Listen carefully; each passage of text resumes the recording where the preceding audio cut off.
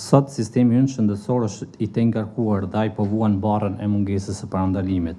Pacientët shpeshherë arrin në dyert e institucioneve shëndetësore vetëm kur smundja e tyre është përkeqësuar ose kur ka ndërhyrje urgjente.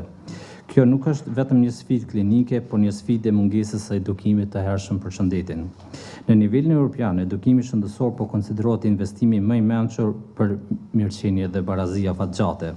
Edukimi shëndetësor ka të bëjë me aftësinë për të kuptuar trupin, për të njohur emocionet dhe për të marrë vendime të shëndetshme për të kërkuar ndihmë pa frikë dhe stigmë. Tema e këtij viti, edukimi shëndetësor në shkolla si pjesë e kujdesit të integruar shëndetësor, është më tepër se një slogan, më tepër se një moto, por është një thirrje për veprim, një angazhim për të investuar në të ardhmen përmes dijes dhe rritjes së vetdijes më tepër.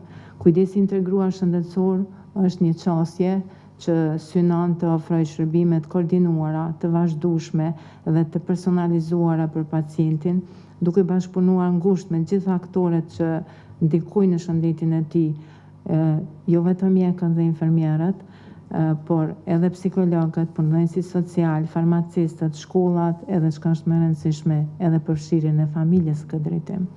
Qëllimi kryesor i kujdesit të integruar është që pacienti të mos humbas në sistem, por të përfitojë nga një shërbim i vazhdueshëm. Qysh nga viti 2004 ekziston në strategjia për shkollat promovuese të shëndetit, edhe që prej atëherë bëhet punë shumë vjeçare me një numër të ministrive në lidhje me konceptin e shëndetit gjatë mësimit prej moshës së hershme deri në përfundim të shkollimit të përfshihen temat e shëndetit. Prej vitit 2019 deri në 2024, në bashkëpunim me të tjerët, janë kryer trajnim të më se 2600 mësimdhënësve për edukimin riprodhues dhe seksual gjithëpërfshirës në shkollat tona.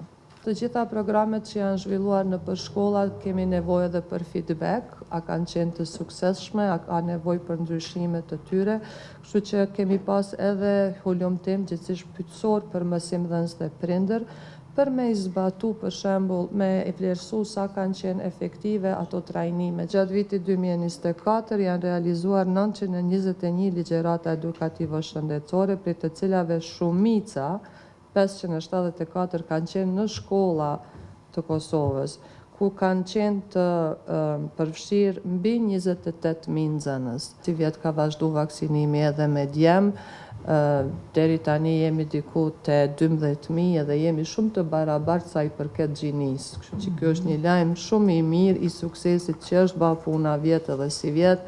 Mirë po shkon vaksinimi, s'kemi reagime të prindve siç kemi pasur vitin e kaluar.